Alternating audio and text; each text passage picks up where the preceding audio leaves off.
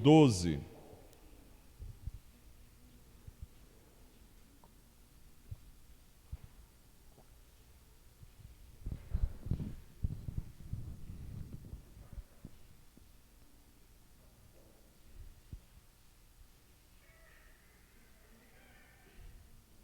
Romanos capítulo 12. As crianças podem sair, vão ter sua aula lá nos fundos com a Bruna. Começamos hoje então as aulas das crianças no período da mensagem. Então crianças acima de 5 anos já podem ter o seu momento lá nos fundos, todos os domingos. Se Deus permitir, assim faremos. Romanos capítulo 12. Nós vamos ler o verso de número 1 e o verso de número 2. Romanos 12, 1 e 2. Diz assim a palavra do Senhor: Rogo-vos, pois, irmãos, pela compaixão de Deus, que apresenteis os vossos corpos em sacrifício vivo, santo e agradável a Deus, que é o vosso culto racional. E não sede conformados com este mundo, mas sede transformados pela renovação do vosso entendimento, para que experimenteis qual seja a boa, agradável e perfeita vontade de Deus. Amém. Graças a Deus. Talvez sua versão esteja um pouco diferente. Eu estou lendo naquela versão mais antiga, não na costumeira NVI, porque alguns textos eu acho que estão mais fiéis ao original em outras versões, como é o caso deste. Vamos orar pela família da Clarice. Clarice não está presente, o irmão da Clarice veio a falecer. Então vamos orar para que Deus conforte e console a família da Clarice. Vamos orar também pela esposa de um pastor amigo, Adriane, lá de Umuarama. Adriane perdeu a mãe faz uns 3 meses com Covid, e hoje eu estive conversando com ela, porque é aniversário dela, e ainda está muito difícil para ela o luto. Então vamos orar para que o Espírito Santo possa confortar, consolar e abençoar o coração da irmã. Querido Pai, nós queremos te louvar, queremos te agradecer, te exaltar.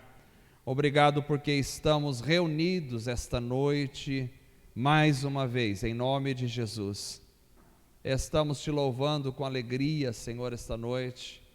Ó Deus, obrigado porque o Senhor já falou conosco na palavra dada pelo pastor João, já falou conosco nas músicas que cantamos, e agora pedimos que o Senhor continue falando conosco através da ministração da Tua palavra, nesse período específico que temos para isso.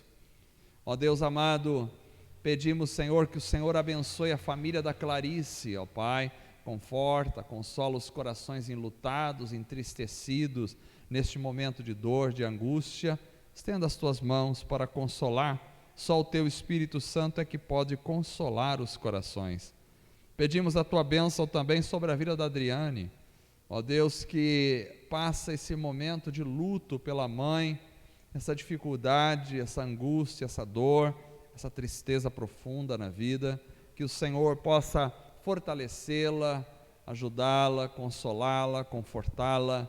Como é difícil para nós se despedir das pessoas que amamos, das pessoas que estão presentes na nossa vida aqui, ó Pai.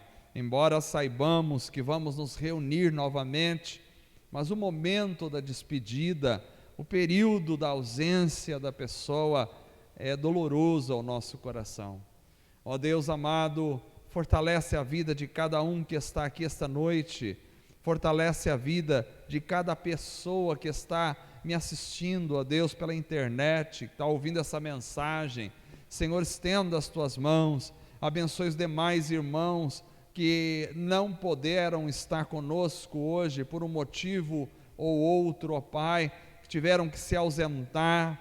Ao mesmo tempo, traz uma consciência nos corações dos irmãos da igreja, da necessidade de estarmos reunidos, de estarmos presentes, de estarmos juntos, de estarmos em comunhão, de estarmos, ó Deus, presencialmente, olhando uns para os outros, orando uns pelos outros, praticando a comunhão, a vida da igreja. Abençoa cada um, ó Pai, fortalece essa igreja, enche-nos com o teu poderoso Espírito Santo. Nós precisamos de Ti, Espírito de Deus. Tu és Senhor da nossa vida, Tu és a nossa esperança, a nossa vida, a nossa, ó Deus, força. Tu podes nos fortalecer, nos ajudar. Ó Deus amado, quantas vezes nos sentimos fracos, quantas vezes nos sentimos até mesmo derrotados, frustrados, mas como a Tua palavra que já foi lida esta noite fala ao nosso coração, a Tua graça nos basta, a Tua graça nos basta, a Tua graça nos basta. Age, Senhor, na vida da igreja e no coração de cada pessoa, para a glória e honra do Teu nome. Em nome de Jesus oramos. Amém e amém. Amados, essa noite eu quero tocar num assunto muito importante para a igreja. Quero falar sobre a vontade de Deus para nós. Essa semana eu fui convidado para compartilhar com a faculdade FASOL sobre um tema na hermenêutica, e eu usei esse texto de Romanos capítulo 12, verso 1 e 2, está lá pelo Instagram, depois irmãos que quiserem eu compartilhei até mesmo lá no WhatsApp da igreja, eu e o pastor Paulo Amêndola, lá da igreja metodista, compartilhamos esta aula. E hoje então, eu estava pensando que iria falar aqui para os irmãos uma palavra de Deus, e me tocou o coração este mesmo texto novamente, para falar sobre a vontade de Deus. Eu creio que é um ponto pacífico entre todos os cristãos, que todos nós, indistintamente, cristãos, todos nós buscamos e todos nós queremos viver a vontade de Deus para as nossas vidas. Acho que se eu perguntasse aqui, quantos irmãos querem viver, estão buscando viver e querem definitivamente a vontade de Deus para as suas vidas, eu acredito que 100% das pessoas que aqui estão hoje levantariam a mão. Eu sei que essa frase, eu quero viver a vontade de Deus para a minha vida, é uma frase que já virou um jargão no meio evangélico. Nem todo jargão é ruim. Não é porque uma frase virou um jargão que a gente tem que desprezar o conteúdo daquela frase. O problema do jargão é quando você pronuncia uma frase simplesmente pelo hábito de pronunciar a frase, mas não pensa no seu conteúdo, não se atenta para o que ela está dizendo. Jargões não são problemas. O problema é a utilização de um jargão como jargão. Ou seja, usar uma frase simplesmente porque todo mundo fala e eu também falo e nem penso no que estou falando. Nesse aspecto, palavras como aleluia, glória a Deus, santo é o Senhor, podem se transformar em jargões, que a gente fala e nem sabe na realidade, ou nem presta atenção quando está falando, no porquê está falando e no que aquilo significa. Então, eu quero viver a vontade de Deus para a minha vida, é um jargão, mas é algo importante. É uma frase usada, e muito usada, mas é uma frase muito significativa. Então, algumas perguntas são pertinentes, creio eu, à nossa reflexão hoje à noite. O que é que sabemos da vontade de Deus? Será que sabemos qual é a vontade de Deus? E mais ainda complicado, como experimentar a vontade de Deus? Fato é que todos nós queremos viver a vontade de Deus. Mas como experimentar a vontade de Deus na nossa vida? Por que você está dizendo isso? Alguém pode perguntar. Porque eu acho que em algumas circunstâncias não é tão fácil saber qual é a vontade de Deus. Em algumas circunstâncias ela está escancarada, ela está explícita para nós. Em outras circunstâncias a gente, será que é da vontade de Deus isso ou não? Às vezes não é tão fácil saber qual é a vontade de Deus. E outras vezes, creio eu que não seja tão fácil viver a vontade de Deus.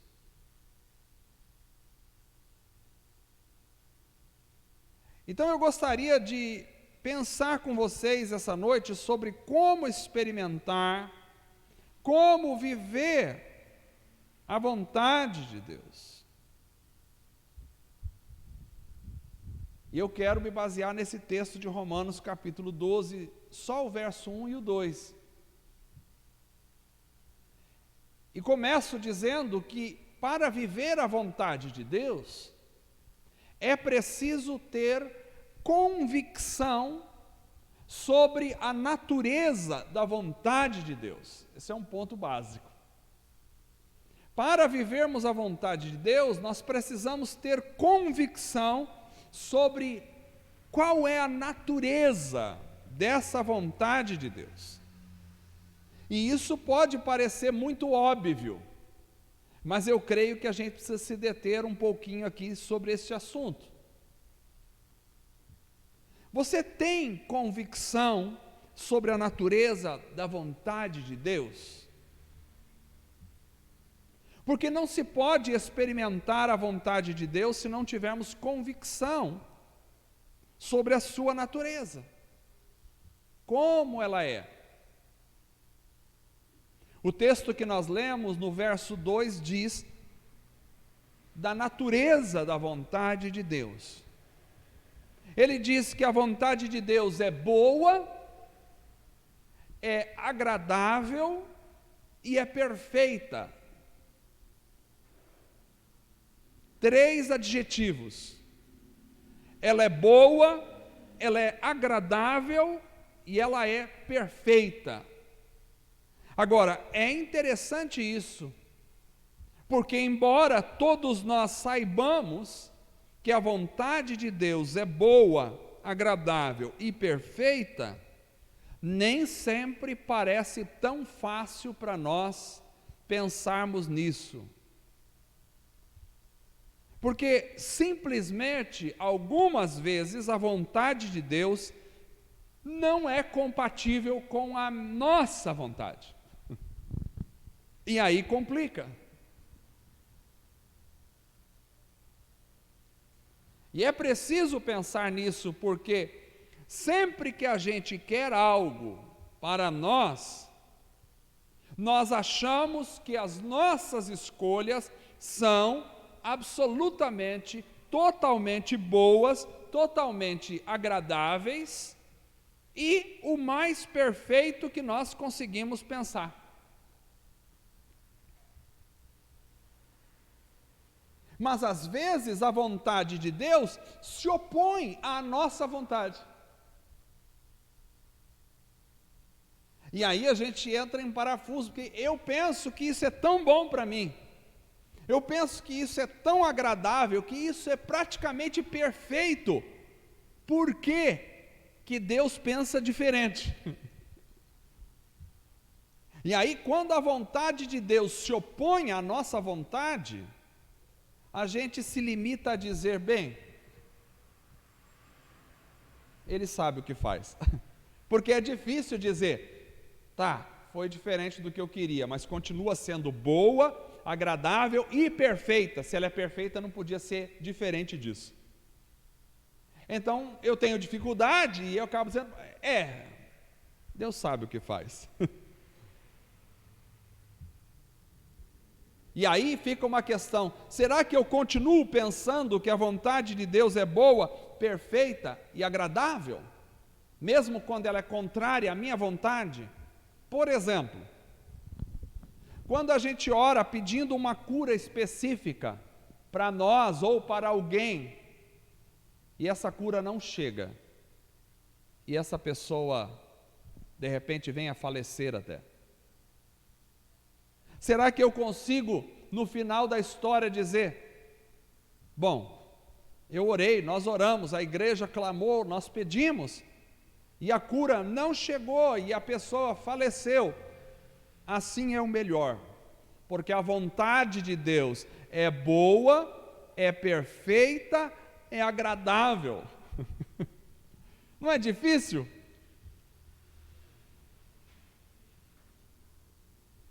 Por exemplo, quando a gente pede algo que a gente tanto quer, tem coisa que a gente quer, e tem coisa que a gente realmente quer, e tem coisa que a gente quer muito. E quando a gente pede as coisas que a gente quer muito, pede, e não vem,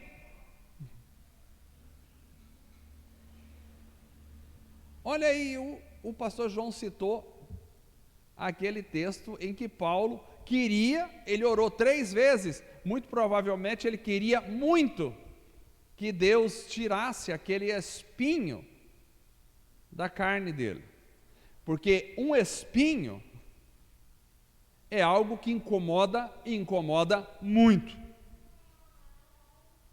Já perceberam? Você pega um espinho, coloque no menor dedinho que você tiver, a parte mais insignificante do seu corpo, entre aspas, porque não existe uma parte insignificante no nosso corpo, mas coloque naquela que fala assim, isso aqui tudo bem, vai, bota lá um espinho. Você não aguenta ficar 15 minutos com aquilo que já começa a incomodar. E Paulo diz, eu orei, foi um espinho. Ele compara um espinho, quer dizer, algo que lhe incomodava, e que lhe incomodava muito. E ele orou 3 vezes. O texto só diz assim, que Deus disse para ele, a minha graça te basta. Se Deus tirou esse espinho ou não tirou depois, como que foi a história, ele não contou. Ele só contou que Deus disse, a minha graça te basta. Então ali eu vejo uma vontade em Paulo, que por 3 vezes ele orou e, pelo que parece, essa vontade de Paulo não foi realizada. Mas não é tão agradável e tão perfeito e tão bom, que não haja nenhum espinho em nós para nos cutucar, porque um espinho, ele não é bom, é ruim, é desagradável e para nós é imperfeito.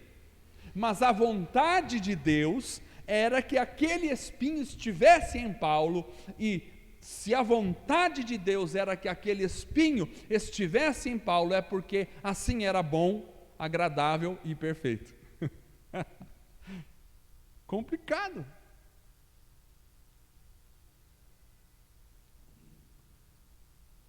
Quando as nossas vontades não são satisfeitas, ou quando apesar da gente orar, acontece exatamente ao contrário do que nós tínhamos orado, então é difícil dizer que a vontade de Deus é boa, agradável e perfeita. No máximo que às vezes dá para dizer é, Ele sabe o que faz. Não que essa frase, ele sabe o que faz, esteja errada, porque realmente ele sabe o que faz.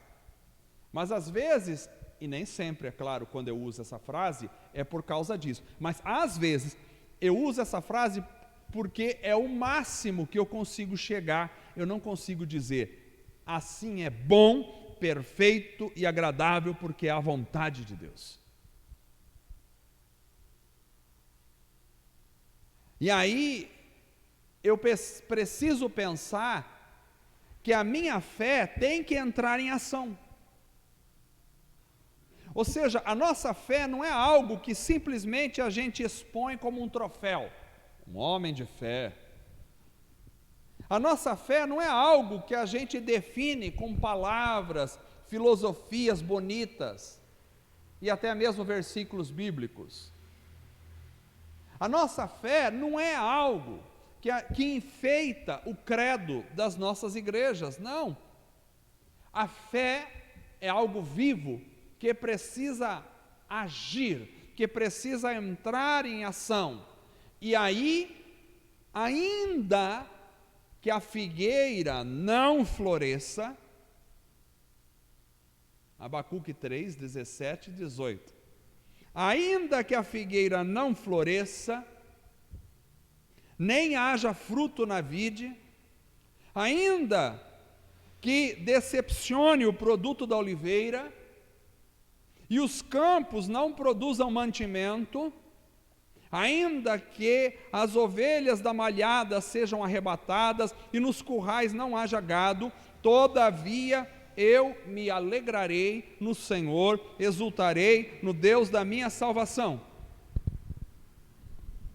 Mas não é da vontade de Deus que a oliveira floresça? É.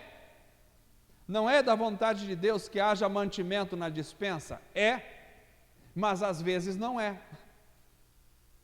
Às vezes não é porque, de repente, Ele precisa nos ensinar alguma coisa. Às vezes não é porque nem só de pão viverá o homem, mas de toda a palavra que sai da boca de Deus. E se a vontade de Deus é boa, perfeita, agradável e perfeita, quando tem gado no curral, e quando a oliveira está florescendo, e quando há frutos na vide, também a vontade de Deus é boa, agradável e perfeita, quando a oliveira não dá o seu fruto, quando a videira não dá o seu fruto e quando não há gado no curral. Ela continua tendo o mesmo nível de bondade, o mesmo nível de agradabilidade e o mesmo nível de perfeição.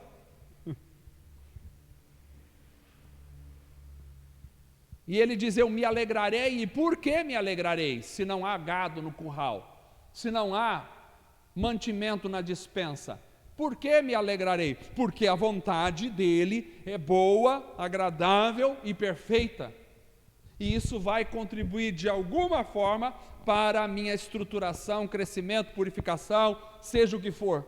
A vontade dele é boa, perfeita, agradável. O problema é que a gente muitas vezes quer alinhar a vontade de Deus com a nossa vontade, e quando a vontade de Deus coincide com a nossa vontade, então ela é boa, agradável, que bênção, aleluia. Mas quando ela não coincide com a nossa vontade, então é difícil dizer que ela é boa, agradável e perfeita, porque a gente acha que a nossa vontade sempre é boa, agradável e perfeita, mas muitas vezes boa, agradável e perfeita é tudo o que a nossa vontade não é.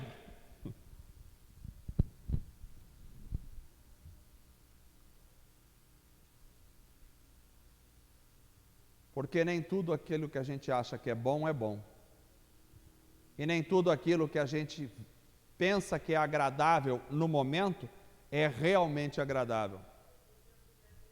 E nem tudo aquilo que a gente pensa que é perfeito.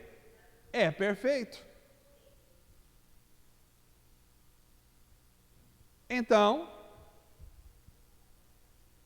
a nossa visão não é a mesma visão de Deus. E por quê? Porque a nossa visão é míope e limitada. Ou seja, nós não temos a dimensão do quadro total da vida. Nós não temos a pintura toda. Nós não temos a compreensão total das coisas. E aí, dentro da nossa pobre compreensão da vida, dentro da nossa limitada percepção, pode até parecer que o melhor é o que achamos que é melhor, mas na realidade podemos estar totalmente enganados. A vontade de Deus é boa, é agradável e é perfeita. Ela é boa porque Deus é bom. Ela é agradável porque Deus é maravilhoso. E ela é perfeita porque Deus é perfeito. Então a fé precisa entrar em ação, e mesmo diante daquilo que para nós, na nossa ótica, não é o melhor, mesmo diante disso, se oramos, confiamos e descansamos em Deus, então acreditemos que a sua vontade é o melhor.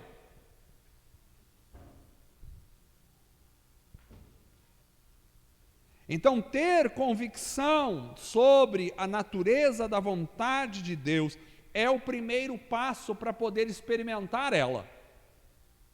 Eu não posso ficar em dúvida e assim experimentar a vontade de Deus. Eu tenho que ter convicção sobre a sua natureza.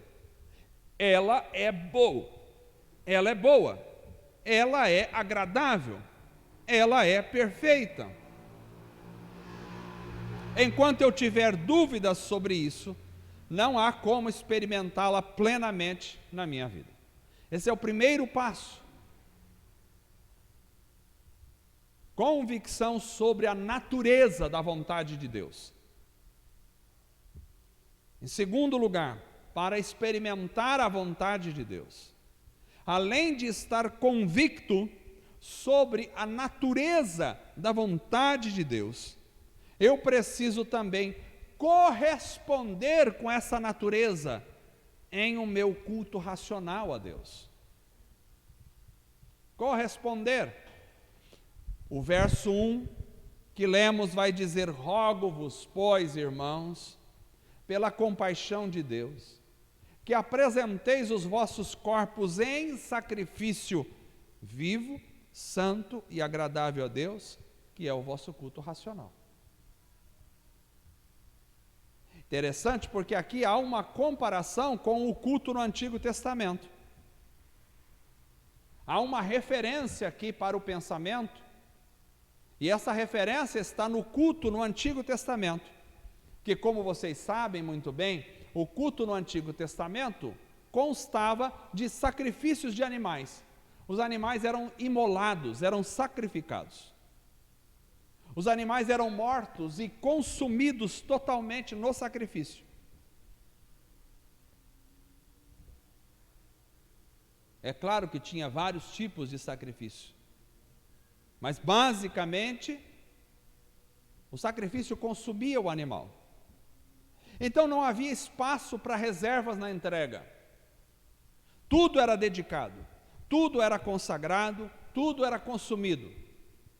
Não era uma parte do animal e a outra parte ele continuava vivendo. Não, era tudo consumido.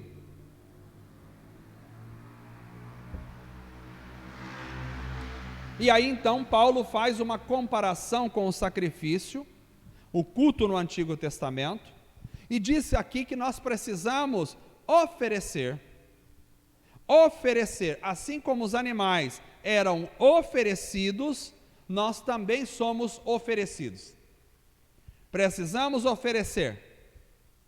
Assim como o corpo dos animais era oferecido, assim também nós somos oferecidos. O corpo representa a totalidade do ser. Talvez a sua Bíblia não traga ofereceis os vossos corpos, mas no original está lá corpo realmente. Então, assim como o corpo era oferecido dos animais, o corpo representa a totalidade do ser. Só que havia uma diferença: os animais eram mortos e nós somos Paulo aqui nos classifica como sacrifícios vivos. E essa oferta de sacrifício vivo é santo, agradável a Deus. E ele diz que é o nosso culto racional.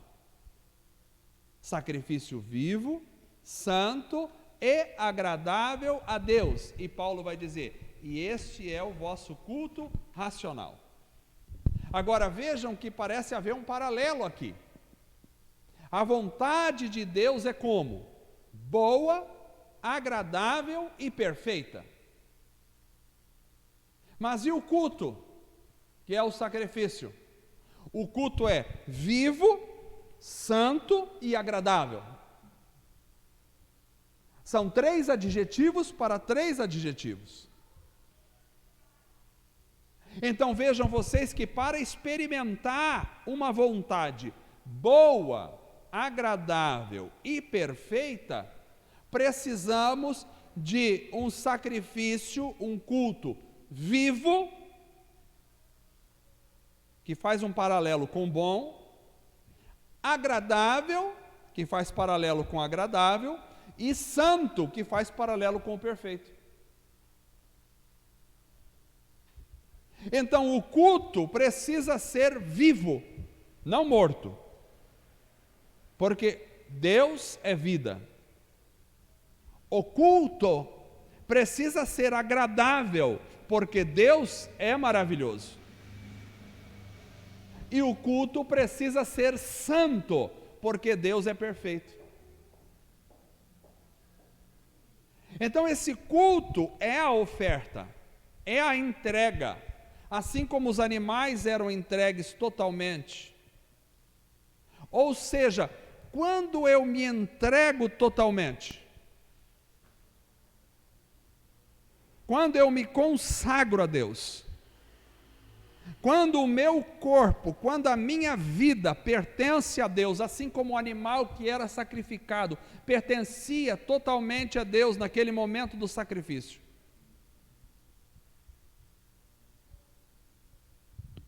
Quando a minha vida pertence totalmente a Deus e eu me consagro a Deus em vida, vivo fala da minha vida, por isso o sacrifício é vivo. Tem gente que quer se apresentar a Deus, bom, eu me apresento a Deus quando eu morrer. Então quando eu morrer, o sacrifício morto, não, o sacrifício não é morto, é vivo, é agora, é hoje, é nesse momento, é nesse segundo, é na sua vida. Então o meu sacrifício é vivo. Agradável fala da qualidade da entrega. Não é uma entrega obrigada, é uma entrega agradável, e fala também do que se entrega, que é agradável no seu coração. E santo fala da pureza desse sacrifício. Ou seja, a minha vida precisa ser agradável a Deus, e precisa ser santa. E isso só é possível a partir do sangue de Cristo, que me santifica, que me purifica. É Ele quem me santifica e que me torna agradável a Deus. Então, quando Deus olha para a minha vida, se eu estou debaixo do sangue de Cristo, se eu estou debaixo do sacrifício de Cristo, então quando Deus olha para mim, Deus se agrada de mim. Por quê? Porque Cristo é quem me torna agradável a Deus, não são os meus atos. Os meus atos devem ser agradáveis, porque devem ser uma consequência daquilo que eu sou. Mas se eu sou agradável a Cristo, a Deus, só o sou porque Cristo me torna um sacrifício agradável a Deus e santo. Então eu tenho nessa entrega total um culto contínuo a Deus. E é um culto consciente, é um culto lógico, é um culto chamado de racional, que emprega a minha racionalidade, a minha consciência, a minha compreensão, passa pela minha razão. É por isso que Jesus diz que nós devemos amar a Deus de todo o nosso entendimento, não é só de coração, de entendimento, razão.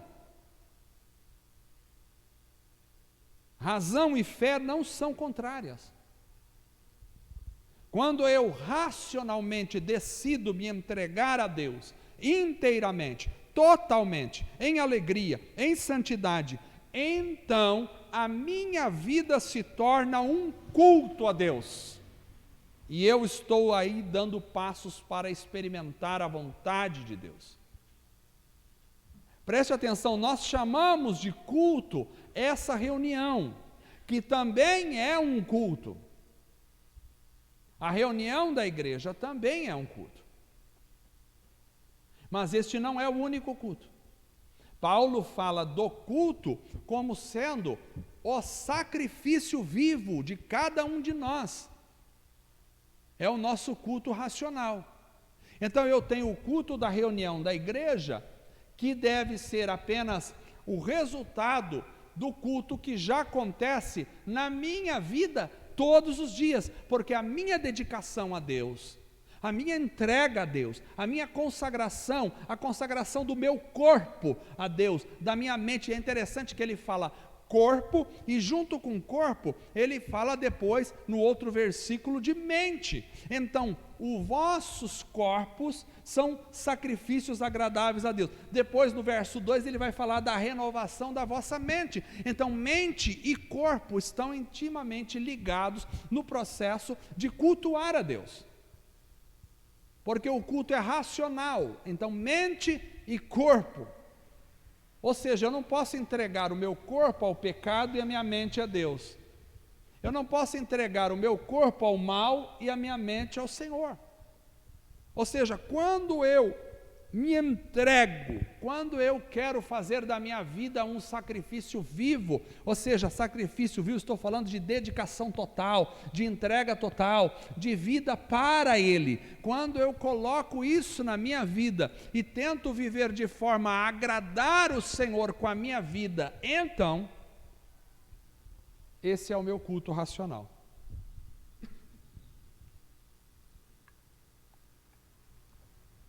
A religião separa culto de vida. A religião diz que culto é vir numa reunião de domingo à noite. Isso é culto. E vida, você vai levando a sua vida, porque você é um cristão, vai levando assim. Isso é a religião, que não é o que Jesus propõe. O que Jesus propõe é que a reunião da igreja seja uma expressão da vida de cada um de nós, que já somos um culto a Deus todos os dias. Segunda-feira, terça-feira, quarta-feira, quinta, sexta, somos um culto a Deus com a nossa dedicação, com a nossa consagração, com a nossa agradabilidade, com a nossa mente, com a nossa santidade. Nós somos um culto a Deus no dia a dia, somos um culto vivo que se expressa na nossa vida e que de tempo em tempo nos reunimos na reunião da igreja para expressarmos em grupo aquilo que já expressamos no dia a dia, individualmente, cada um de nós. Amém? Estou me fazendo entender?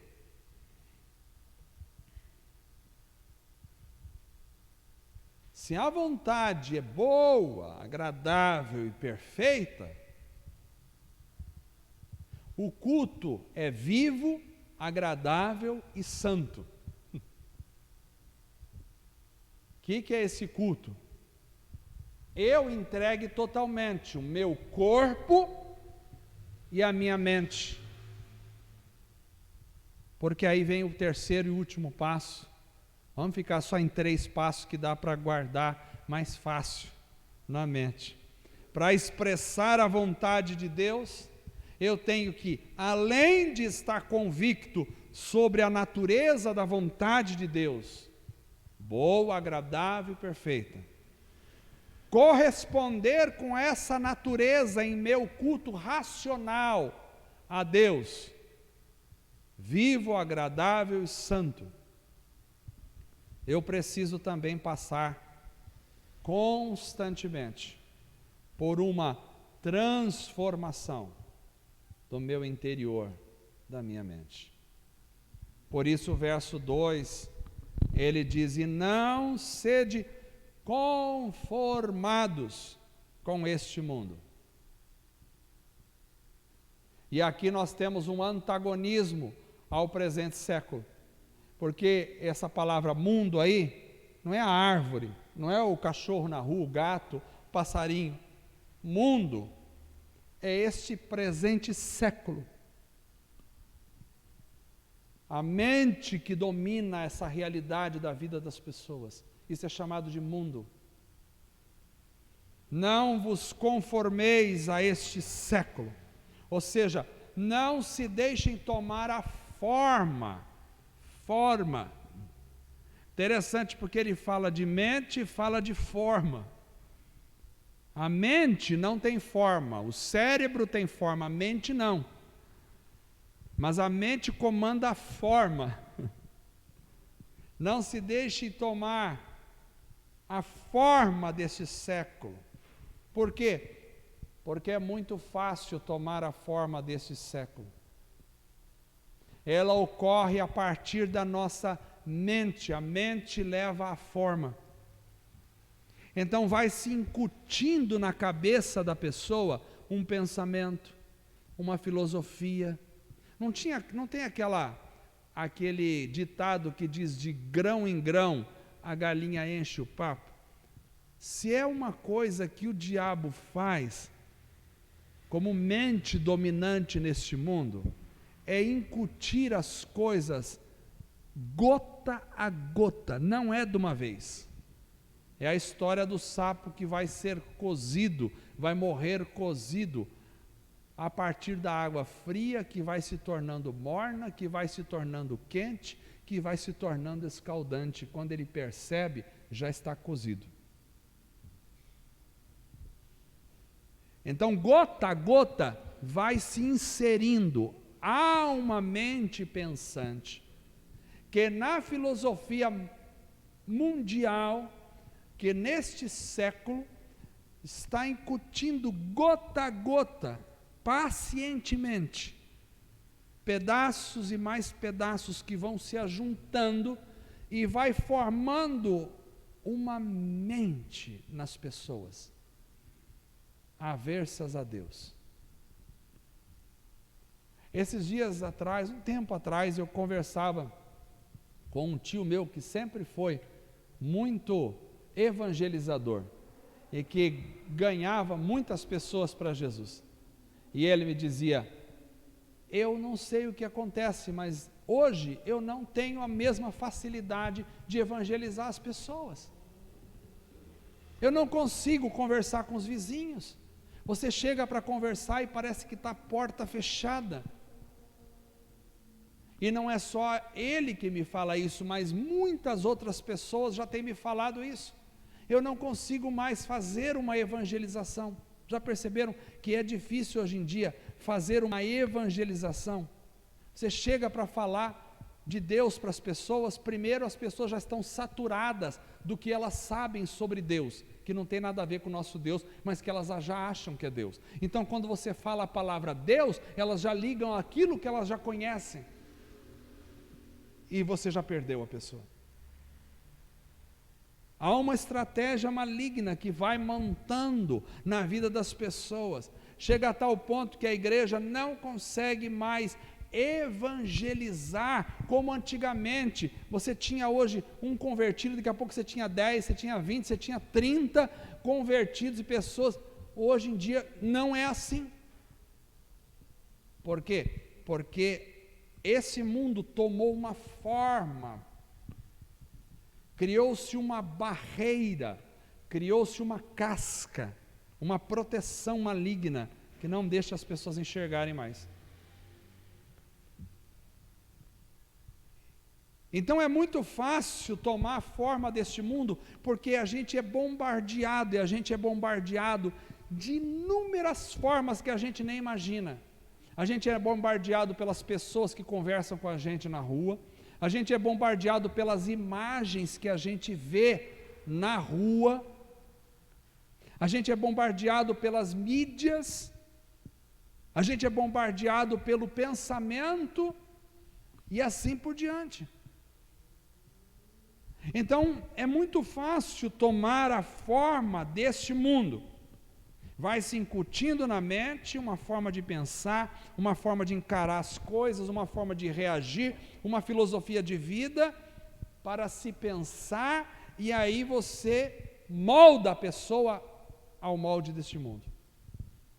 E aqui o texto diz: não podemos nos moldar a este presente século. E aí ele nos dá a receita para não nos moldarmos a este presente século, e ela é uma só, não tem outra forma.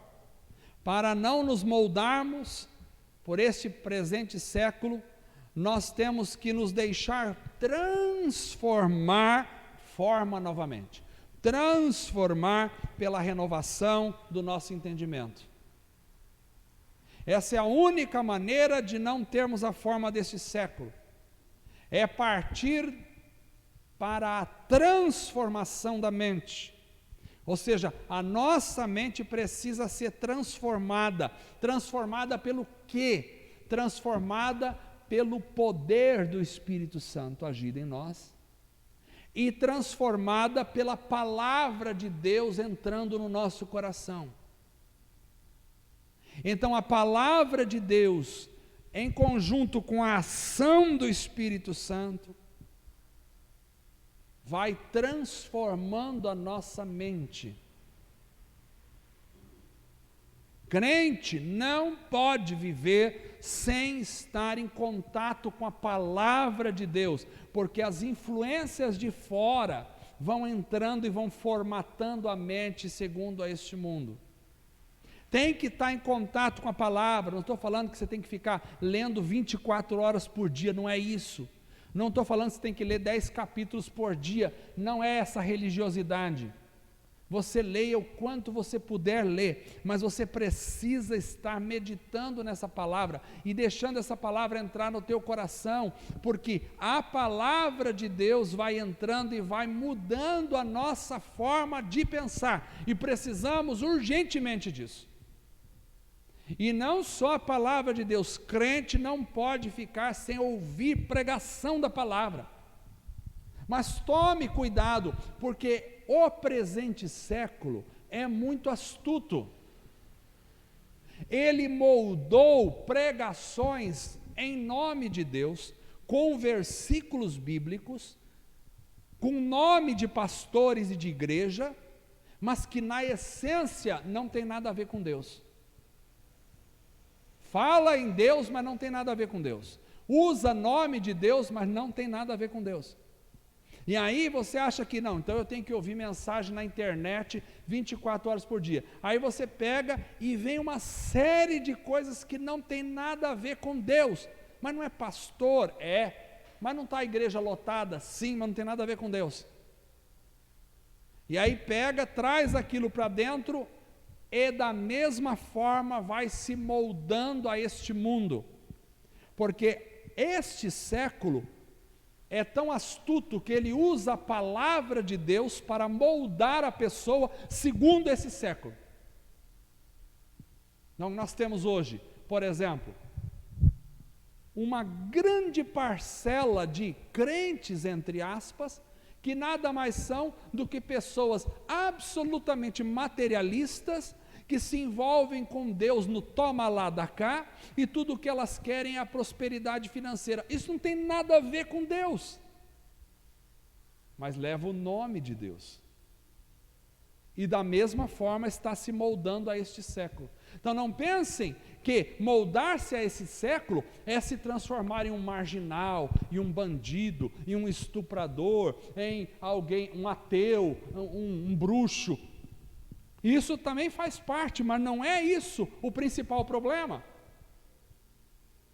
Porque com toda a certeza, a grande maioria das pessoas que nós temos hoje no Brasil e no mundo nunca serão bandidos, nunca serão estupradores, nunca serão bruxos, nunca serão pessoas desse nível. No entanto, serão sim moldados segundo este século. Então a pessoa pode ser um bom pai de família, ou um marido atencioso dentro de casa, alguém que se importa com os pobres, que ajuda, que dá uma cesta básica, que faz isso, aquilo, outro, e ainda estar moldado segundo este século.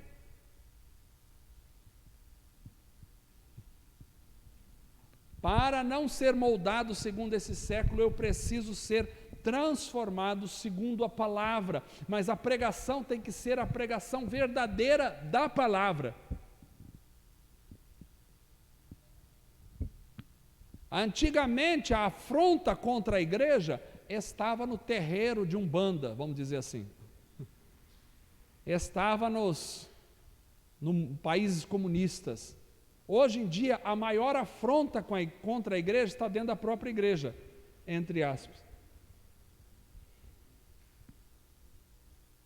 É uma estratégia. Então, primeiro há um não se deixem conformar. Depois há um sim, transformem-se. Forma com forma. Primeiro há um não seja moldado, formado, segundo esse século. Depois vem um seja transformado, segundo a renovação da vossa mente. Então vejam que a forma está nas duas afirmações. Não podemos tomar a forma, mas devemos deixar-nos transformar pela renovação da mente. Forma de pensar de Cristo. Isso é um processo e ele vai acontecendo aos poucos. Aos poucos. Leonard Ravenhill diz que não se pode fazer uma santificação do dia para a noite. É um processo que vai aos poucos. Assim como o esfriamento vem aos poucos, o aquecimento também vai aos poucos. Então nós vamos perdendo a forma desse século, não sendo mais reconhecível por este século, porque a forma é um tipo de reconhecimento. Você vai deixando de ser reconhecido por este século e ao mesmo tempo vamos tomando uma outra forma e vamos começando a ser reconhecido pelo céu, pelo reino de Cristo. É interessante porque culto tem a ver com forma, com formação, com mente, com formatação. É o vosso culto racional. É a forma com que você pensa, que você vive. Quando não se tem uma forma, mas se assume outra forma, então você vai viver o culto, ou seja, você não tem a forma do mundo, mas se assume a forma de Cristo, você está vivendo o culto. Culto é ter a forma de Cristo. Culto é ser formado segundo Cristo. Culto é ser transformado segundo Cristo. Quando eu sou transformado, então estou no processo do culto. Ou seja, culto não é vir a uma reunião simplesmente no domingo à noite. Culto é adquirir a forma de Cristo no dia a dia. Agora, a forma de Cristo qual é? Não é simplesmente ajudar o necessitado, estender a mão ao caído. Isso faz parte da forma de Cristo, mas ela vai muito além disso. É a forma de enxergar a vida e o mundo. É a forma de enxergar o pecado, o diabo, este presente século. É a forma de enxergar Deus, o céu e a vida. É a forma de recepcionar Deus. É a forma de rejeitar o diabo. É a forma de dizer sim para Cristo, é a forma de dizer não para Satanás e o pecado. É a forma de buscar uma vida expressiva, onde você expressa a vida de Cristo, o cheiro de Cristo está em você, e você ama Cristo e pensa em Cristo, e quer se alimentar de Cristo todos os momentos, e comer do pão que desceu do céu. Isso é culto. Quando a minha vida é transformada e assim vou me tornando como Cristo, então vou me tornando num culto agradável a Deus. E assim estou no caminho de experimentar a boa, agradável e perfeita vontade de Deus. Então, como é que se experimenta a boa, perfeita e agradável vontade de Deus? Terminando aqui. Como se experimenta? Não é só orando, Senhor, quero experimentar a Tua vontade. As nossas orações às vezes são muito sinceras, mas se ela só ficar nas palavras, a gente não consegue experimentar. Não é só dizer, eu quero experimentar a boa vontade de Deus. Não é só isso. Não é só desejar, não é só orar. Isso faz parte. Primeiro eu preciso ter a convicção de que ela é boa, perfeita e agradável. Depois eu preciso corresponder com essa natureza da vontade de Deus. Como? Em meu culto racional, que é o oferecimento da minha vida viva, agradável e santa diante de Deus.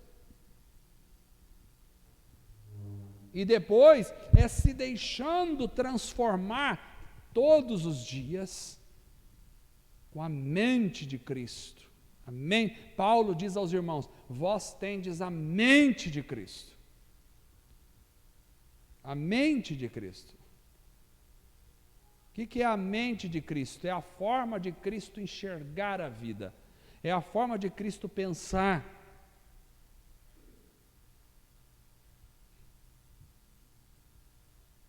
Como a mente de Cristo às vezes é diferente da nossa mente. Veja lá quando Jesus vai dizer para os discípulos, olha, eu estou com vocês aqui, e agora eu vou caminhar para Jerusalém, e eu vou ser entregue na mão dos sacerdotes, e eles vão me matar. E Pedro diz, não faça isso contigo, de forma alguma isso vai acontecer. Aqui eu tenho duas mentes, eu tenho a mente de Cristo e a mente do diabo. E Cristo diz para Pedro, para trás de mim, Satanás, não compreendes as coisas de Deus. Então aqui a mente de Cristo diz que a morte sacrificial, dolorosa, ensanguentada, é melhor do que viver na companhia sem ter dor, sem ter sofrimento.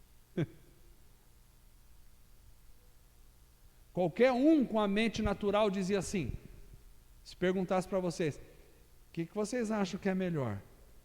Ir para uma cruz e pregos te atravessar as mãos e os pés, uma coroa de espinhos, chicote nas costas e ser pregado até a morte, ou viver aqui fazendo uma multiplicação de pães e peixes, comendo, estando na companhia das pessoas, tendo a cabeça de um discípulo deitado no seu peito, e ali aconchegando do frio, e estar conversando com os irmãos, tomando um chazinho. O que é melhor? A mente do homem pode dizer, melhor é ficar assim o resto da vida. A mente de Cristo diz, há um tempo para isso, mas melhor é morrer, é ir para a cruz. A mente do homem diz, melhor é ficarmos aqui, fazer uma cabana para nós, para Moisés, para Elias, vamos ficar todo mundo aqui. Essa é a mente do homem. A mente de Cristo diz: vamos descer, porque lá embaixo está cheio de endemoniados, e a gente precisa libertar os demônios, libertar as pessoas dos demônios. A mente do homem diz assim: melhor é a gente ter um lugar aquecido, gostoso, andarmos com as blusas boas para se aquecer do frio, e a gente comer aí, finais de semana, uma boa carne assada, e temos umas coisas boas e carros bons para a gente andar, fazemos viagens e passear, tudo certo. A mente de Cristo diz: melhor é, você pode até viver tudo isso, mas você precisa tomar a sua cruz, negar-se a si mesmo e caminhar para a morte, senão não terás vida. Entende como é diferente a mente de Cristo?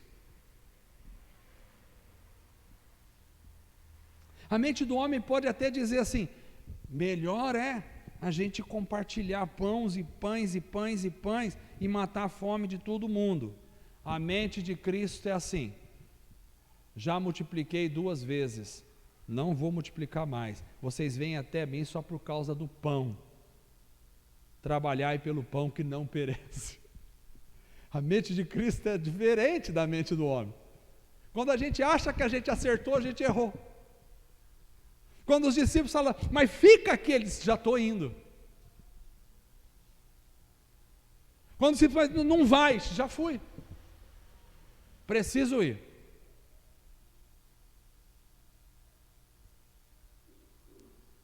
Quando os discípulos falam: mas e agora o senhor vai descansar um pouco? Não, já estou levantando, estou morrendo. É diferente.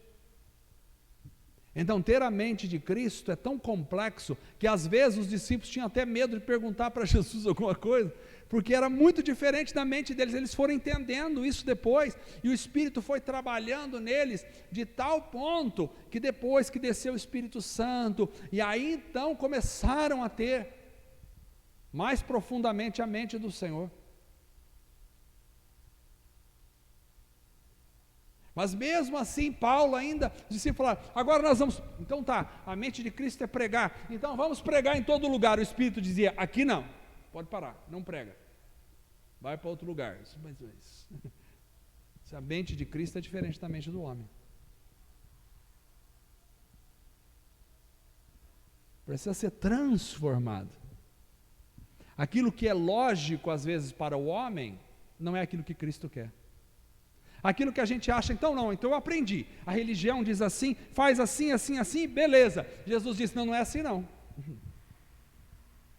Você pode até começar assim, mas depois tem que mudar para o outro lado aqui, porque não é desse jeito. A mente de Cristo é outra coisa. É outra coisa. Ela vai preferir às vezes morrer do que viver. Ela vai preferir às vezes dar a vida do que tomar a vida. Ela vai preferir às vezes sofrer do que ficar na alegria, na bonança.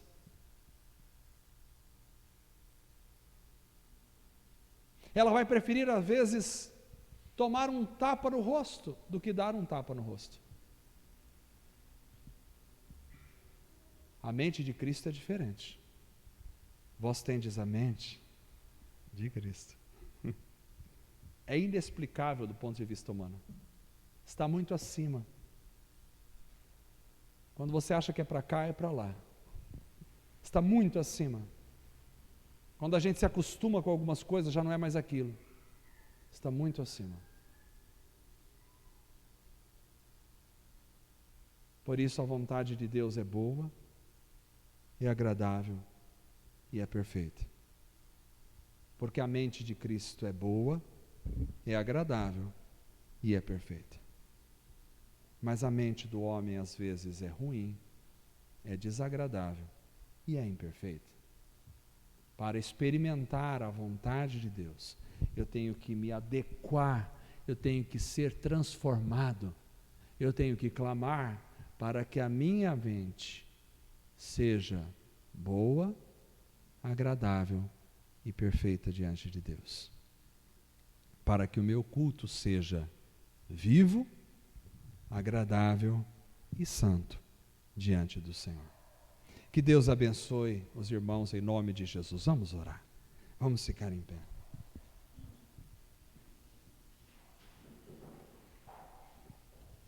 Talvez eu tenha passado alguns minutos no meu tempo, que eu não quero pregar muito longo, mas às vezes o texto é tão rico e tem tanta coisa para trazer na mesa que eu não consigo parar. Vamos orar. A carta do apóstolo Paulo aos Romanos é uma das cartas mais complexas e talvez mais profundas que nós temos. 2 versículos daria para pregarmos 1 ano, 2 anos, 3 anos, 10 anos, 2 versículos. Não importa. Aqui é uma fonte de vida. Oremos ao Senhor. Deus amado, ajuda-nos a experimentar a Tua boa, agradável e perfeita vontade. Ainda que muitas vezes não consigamos compreender totalmente, porque a nossa mente é limitada, a nossa visão é míope, e a gente não consegue enxergar o quadro total das coisas. Mas aí entra a fé em ação, porque Tu és perfeita, porque Tu és bom, porque Tu és agradável. Ajuda-nos a ser um sacrifício vivo, agradável e santo ao Senhor, para que a Tua vontade seja plenamente experimentada na nossa vida. Ajuda-nos a ser transformados pela renovação do nosso entendimento, que precisa ser renovado continuamente, segundo a Tua palavra maravilhosa, gloriosa, segundo o poder do Teu Espírito Santo maravilhoso. Age na vida da Tua igreja, abençoa Teus filhos, ó Deus, para que possamos experimentar, todos nós, sejamos um culto vivo, santo, um culto agradável ao Senhor. Ajuda-nos a viver, Senhor, em harmonia com a Tua vontade maravilhosa. Ainda que não a entendamos, confiamos. Ainda que não a contemplemos totalmente, temos certeza de que é o melhor. Ainda que possamos passar desta vida para outra sem todas as respostas, nós temos a resposta que interessa. A resposta é Cristo Jesus, o nosso Senhor. Te louvamos pela vida, te louvamos pela salvação, te louvamos pela eternidade, te louvamos por esse momento tão gostoso de cânticos que cantamos esta noite. Recebe o nosso louvor para a glória do Senhor, pelo sangue de Cristo Jesus. Amém. Vamos cantar.